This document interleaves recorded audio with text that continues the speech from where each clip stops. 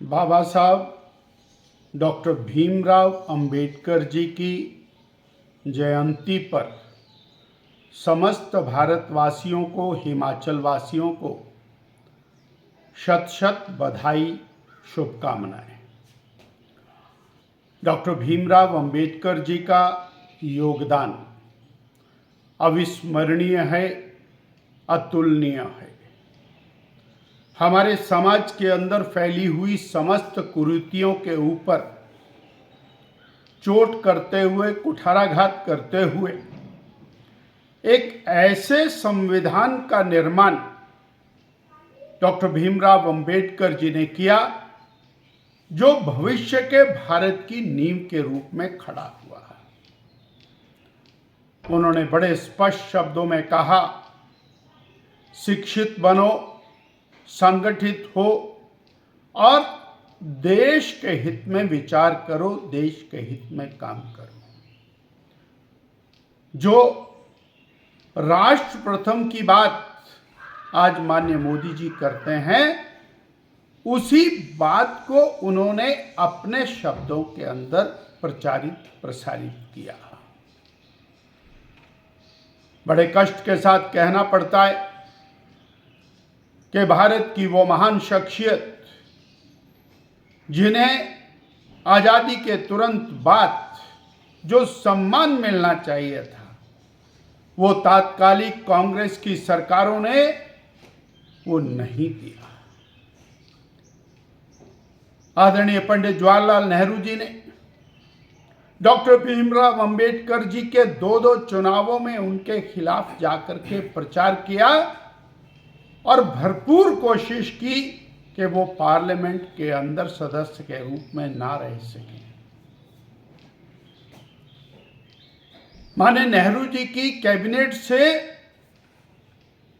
Doctor Bhimrao Ambedkar ji को इस्तीफा देना पड़ा।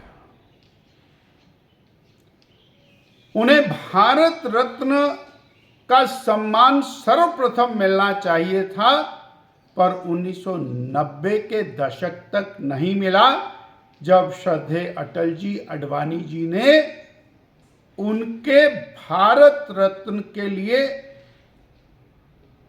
और प्रयास करते हुए भारत रत्न दिलवाया।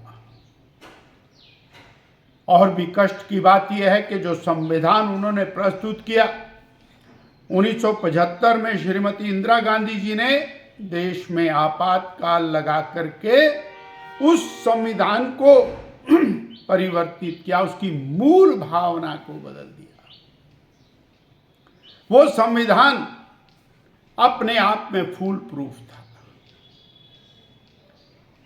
बाबा Saheb Bhimrao Ambedkar uniform civil code के और प्रबल समर्थक थे।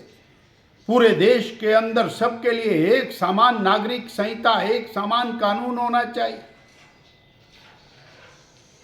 परंतु कांग्रेस की तुष्टीकरण की नीति के कारण यूनिफॉर्म सिविल कोड लागू नहीं हुआ। यानी वो विचारक, दूरदृष्टा, समाज सुधारक और समाज के दलित वर्ग के उत्थान के लिए जिस प्रकार से उन्होंने अपना जीवन होम किया, आज हम उनको कोटि कोटि श्रद्धा सुमन अर्पित करते हैं। श्रद्धेय नरेंद्र भाई मोदी जी ने पंच तीर्थों का निर्माण करके डॉक्टर भीमराव अंबेडकर जी को वास्तविक सम्मान जो उनको मिलना चाहिए था, उसका उनको प्रदान किया। आने वाले समय में समाज डॉक्टर भीमराव अंबेडकर जी से प्रेरणा लेकर के आगे बढ़े और मेरा भारत ये सभी और विद्वेषों से दूर होकर के समानता के रास्ते के ऊपर चले। सभी भाई गले मिलकर के और राष्ट्र हित में आगे बढ़ें, यह भाव लेकर के हमको आगे चलने की आवश्यकता है।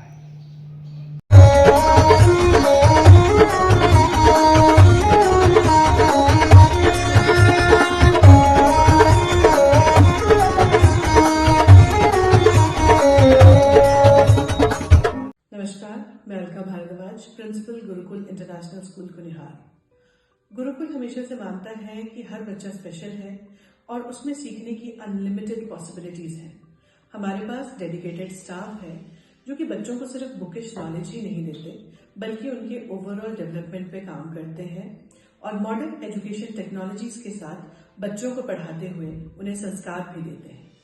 मैं आपको बताना चाहूंगी कि नेक्स्ट सेशन के लिए एडमिशन शुरू हो चुकी है, जिसमें कि इस बार हम ग्रेड नर्सरी से ग्रेड 1 तक नई एडमिशन पे एडमिशन फीस नहीं ले रहे हैं और ग्रेड 2 से ग्रेड 10 तक एडमिशन फीस पर 50% की छूट है। ये आपके बच्चे के लिए एक बहुत ही सुनहरा अवसर है। मैं आपसे रिक्वेस्ट करूंगी कि आप आए और एक बार जरूर गुरुकुल इंटरनेशनल स्कूल कुनिहार को विजिट करें। धन्यवाद।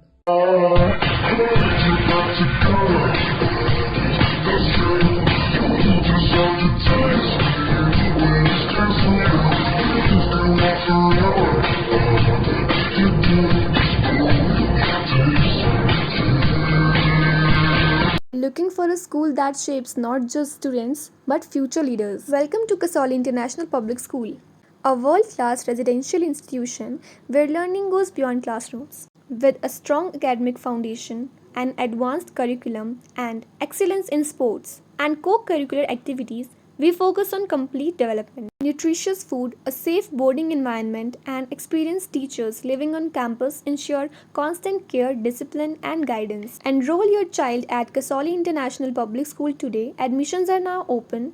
Give your child the future they truly deserve. Thank you.